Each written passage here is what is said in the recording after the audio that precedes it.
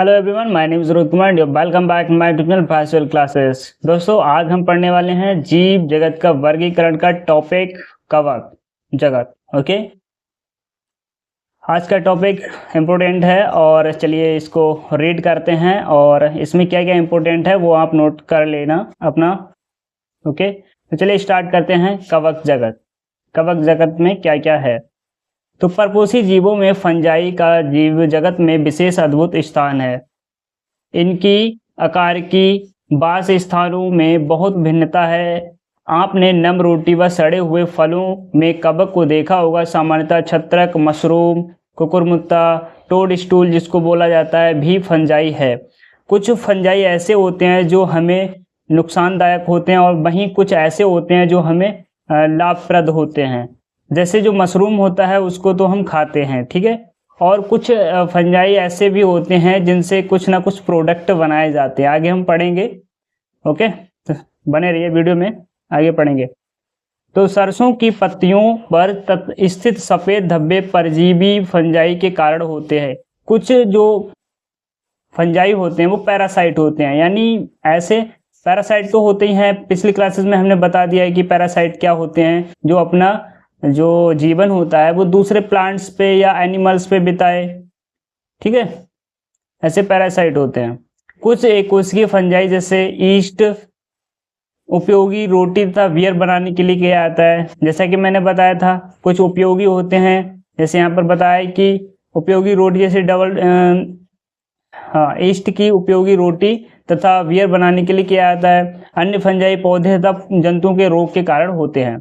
उदाहरण के लिए गेहूं में कीट रोग पक्सीनिया के कारण होता है। ये नोट कर लेना कि गेहूं में कीट रोग किसके कारण होता है, पक्सीनिया के कारण होता है। कुछ फंगल जैसे पेनिसिलियम से प्रतिजैविक एंटीबायोटिक का निर्माण होता है। तो एंटीबायोटिक किससे बनाई जाती है, पेनिसिलियम से बनाई जाती है, का निर्माण होता है। फंजाई विश्वव्यापी है। विश्वव्यापी मतलब पूरे संसार में हर जगह पाई जाती है और ये हवा, जल, मिट्टी में तथा जंतु एवं पौधों पर पाए जाते हैं। मतलब हर जगह पाए जाते हैं, एवरीवेयर। ये गर्म तथा नम स्थानों पर सरलता से उग जाते हैं। क्या आपने कभी सोचा है कि हम अपने भोजन को रेफ्रिजरेटर में क्यों रखते हैं? आपको तो पता होगा कि उसमें फफूंद ना आए, सड़े गले ना, और सड़ गल जाती है अगर कोई चीज़ तो उस पर तुरंत फफूंद लग जाती है। आपने देखा होगा, अचार के डब्बों में देखा होगा या अपने आसपास कहीं छत्रक टाइप के स्ट्रक्चर प्लांट्स देखे होंगे व्हाइट कलर के, इजिली हर जगह देखने को मिल जाते हैं। ओके, आगे बढ़ते हैं। हाँ, इससे हम अपने भोजन को बैक्टीरिया तथा फंजाई के कारण खराब होने से बचाते हैं। रेफ्रिजरेटर में क्यों रखते हैं कि वायरस और जो बैक्टीरिया होते हैं, फफूंद होता है, उससे बचे रहे। फंजाई तंतुमय होती है। तंतुमय मतलब फिलामेंट होती है, फिलामेंट लाइक होती है। ऐसे धागे जैसे स्ट्रक्चर्स उसमें पाए जाते हैं। ओके, हाँ, चैन बाय चैन आगे बढ़ती है। लेकिन ईस्ट जो एकोशिकी है उसका अपवाद है। ये लंबी पतली धागे की तरह की संरचनाएं होती हैं जिन्हें कवक तंतु कहते हैं। इनको क्या बोले तो लंबी संरचनाएं होती हैं धागे जैसे, उनको बोलते हैं कवक तंतु, फिलामेंट, यानी फंगल फिलामेंट।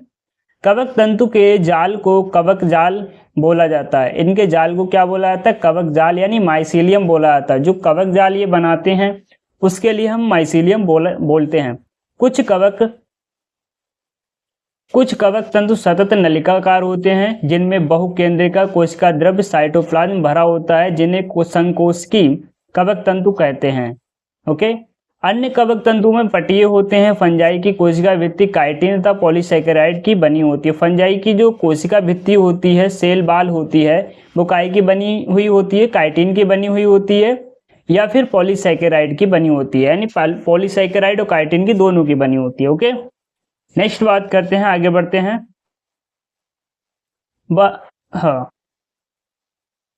अधिकांश फंजाई परपोषित होती हैं। परपोषी, अधिकांश जो फंजाई होती है परपोषी होती है, यानी वो अपना भोजन स्वयं नहीं बनाती हैं, वो दूसरों पर निर्भर रहती हैं। जैसे दूसरे प्लांट्स पे, ग्रीन प्लांट्स पे निर्भर रहती हैं, या फिर सड़े गले जो पदार्थ होते हैं उन पर निर्भर रहती हैं।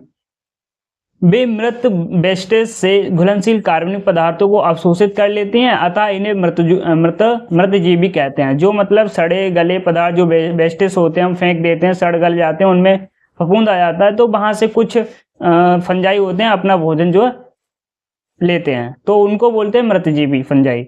जो फंजाई सजीव पौधों तथा जंतुओं पर निर्भर करते हैं, जो सजीव पौधों तथा जंतुओं पर निर्भर रहते हैं उन्हें परजीवी कहते हैं, उन्हें पैरासाइट कहते हैं। ओके, तो समझ आया ये डिफरेंस।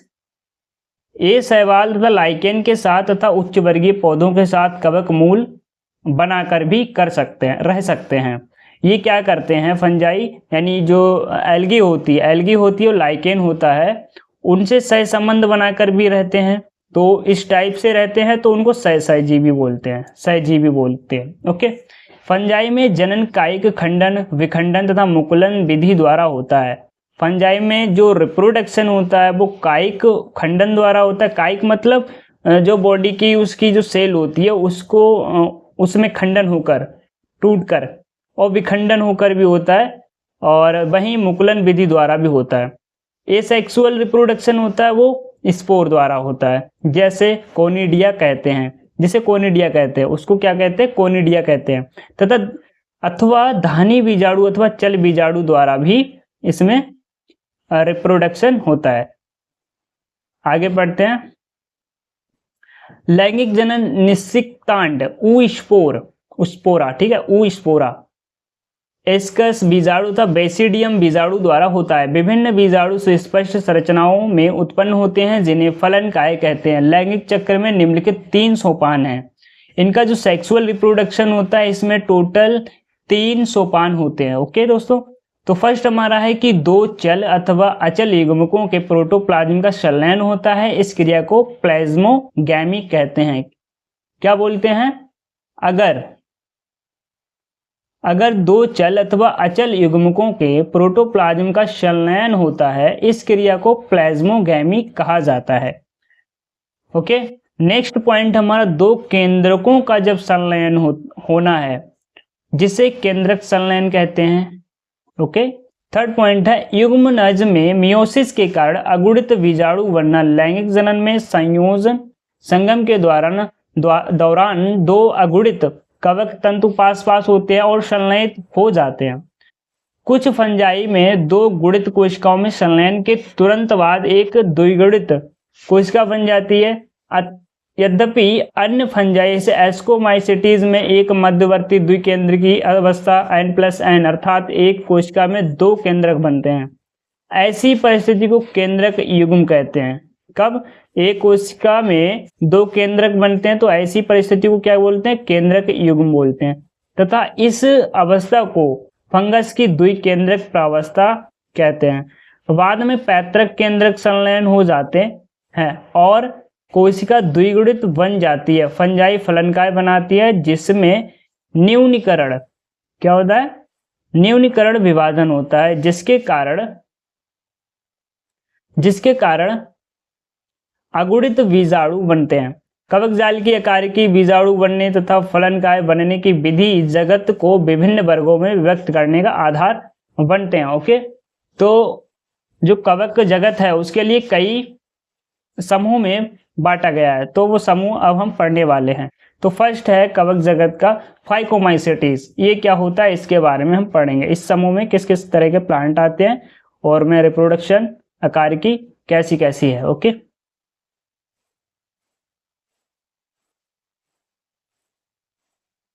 अरे भाई क्या हो रहा है, चलिए वहीं पर है। फाइकोमाइसेटीज जलीय आवासों, गली सड़ी लकड़ी, नम तथा सीलन भरे स्थानों अथवा पौधों पर अविकल्पी परजीवी के रूप में पाए जाते हैं। कवक जाल अपटीय तथा बहुकेंद्रीकृत होता है। अलैंगिक जनन चल बीजाणु तथा अचल बीजाणु द्वारा होता है। ये बीजाणु धानी में अंतर्जातीय उत्पन्न होते हैं। 2 युग्मकों के संलयन से युग्माणु बनते हैं। इन युग्मकों की आकार की एक जैसी अथवा विभिन्न हो सकती है। इसके सामान्य उदाहरण जैसे म्यूकर हो सकता है, राइजोपस तथा एल्ब्यूगो है। तो एल्ब्यूगो कहाँ पर होता है आपका, एल्ब्यूगो कहाँ मिल जाएगा, सरसों पर पैरासाइट होता है, परजीवी के रूप में पाया जाता है। वहीं अगर बात करें म्यूकरराइजोपस की, तो रोटी वाले कवक हैं ये म्यूकरराइजोपस, रोटी के कवक, पहले ही बता चुका हूँ। नेक्स्ट बात करते हैं एस्कोमाइसेटिस। तो अगर बात करते हैं फाइकोमाइसेटिस, तो इसमें याद रखना उदाहरण के तौर पे म्यूकरराइजोपस और एल्विवो। ओके, नेक्स्ट बात करेंगे एस्कोमाइसेटिस की। इसे सामान्यतः थैली फंजाई भी कहते हैं। तो अगर पूछा जाए आपसे सवाल की थैली फंजाई किसे कहा जाता है, तो एस्कोमाइसेटिस के लिए थैली फंजाई कहा जाता है। बिरले पाए जाने वाले एस्कोमाइसेटिस अकोशिक जैसे ईस्ट सैक्रोमाइसिस के अलावा ये बहुकोशिक जैसे पेनिसिलियम होता है। ये मृतजीवी अपघटक परजीवी अथवा समलरागी होते हैं।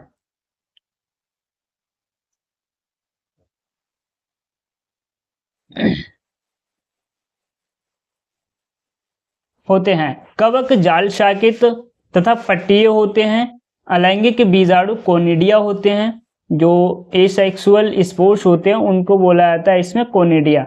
जो विशिष्ट कवक जाल जिसे कोनिडियम धर कहते हैं, वह बहिर्जात रूप से उत्पन्न होते हैं। कोनिडिया अंकुरित होकर कवक जाल बनाते हैं। जो कोनिडिया होते हैं वो अंकुरित हो जाते हैं, तब वो कवक जाल बना लेते हैं। ओके, लैंगिक स्पोर्स बीजाणु को एस्कस बीजाणु कहते हैं। जो लैंगिक सेक्सुअल स्पोर होते हैं उनके लिए एस्कस बीजाणु कहते हैं, और अलैंगिक स्पोर्स के लिए कोनिडिया कहते हैं। इतनी बात ध्यान रखना दोस्तों।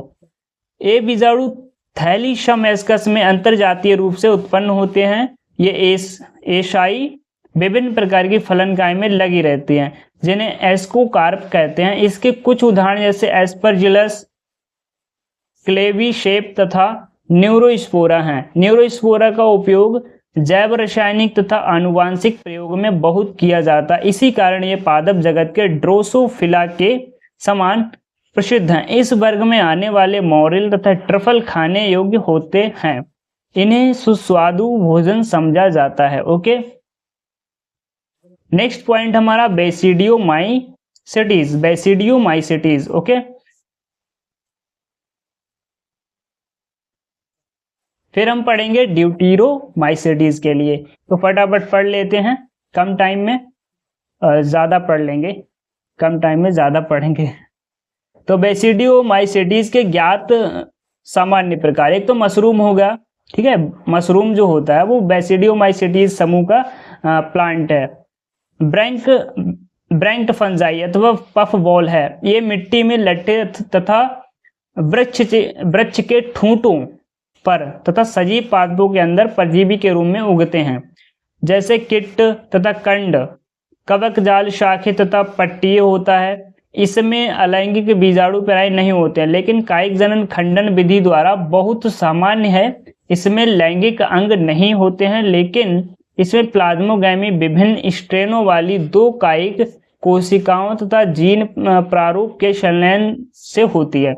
इसमें बनने वाली संरचना द्विकेंद्र की होती है, जिससे अंततः बेसिडियम बनते हैं। क्या बनते हैं? बेसिडियम बनते हैं। बेसिडियम में केंद्रक संलयन कैरियोगैमी, केंद्रक संलयन के लिए बोलते हैं कैरियोगैमी, तथा मियोसिस होता है, जिसके कारण 4 बेसिडियम बीजाणु बनते हैं। बेसिडियम बीजाणु बेसिडियम पर बहिर्जातीय उत्पन्न होते हैं। बेसिडियम फलनकाय में लगे रहते हैं, जिसे बेसिडियोकार्प कहते हैं। इसके कुछ सामान्य उदाहरण जैसे एगारिकस हो गया, एगारिकस के लिए हम मशरूम बोलते हैं, और आस्टिलैगो जिसको हम कंड बोलते हैं, तथा पक्सिनिया किट फंगस होता है। ओके, तो ये फंगस होते हैं। अब बात करते हैं हम ड्यूटीरोमाइसिटीज की, इसके बारे में डिटेल में पढ़ते हैं। ओके, इसे प्रायः अपूर्ण कवक भी कहते हैं। तो अपूर्ण कवक की जब भी बात आती है, अगर क्वेश्चन आ जाता है एग्जाम में कि अपूर्ण कवक किसे कहते हैं, तो ड्यूटीरोमाइसिटीज के लिए अपूर्ण कवक कहते हैं, क्योंकि इसकी केवल एसेक्सुअल अथवा कायिक प्रवस्था ही ज्ञात हो पाई है, मतलब सेक्सुअल वाली ज्ञात नहीं है। जब इस फंजाई की लैंगिक प्रवस्था की खोज हो जाती है, तब उसे उसके उचित वर्ग में रख दिया जाता है। ओके, यह भी संभव है कि अलैंगिक तथा कायिक प्रवस्था को एक नाम दे दिया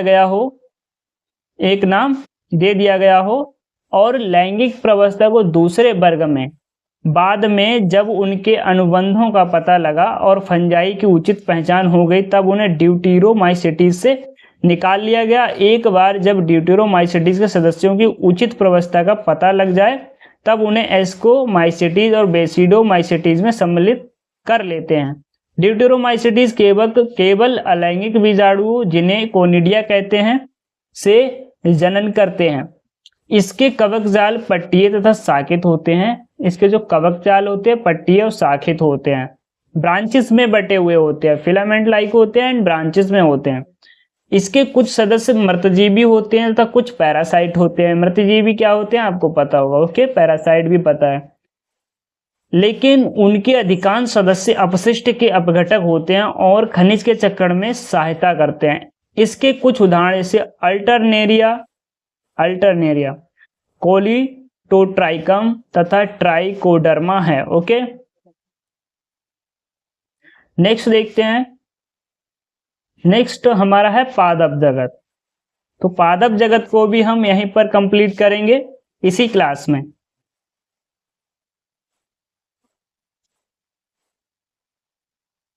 एक बार चेक कर लेते हैं कितना बचा हुआ है।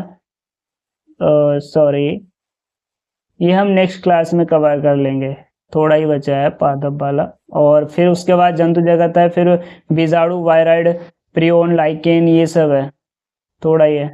चलो इसको नेक्स्ट क्लास में हम कवर करते हैं और आज की क्लास वरना लॉन्ग लेंथी हो जाएगी। तो चलिए मिलते हैं नेक्स्ट क्लास में।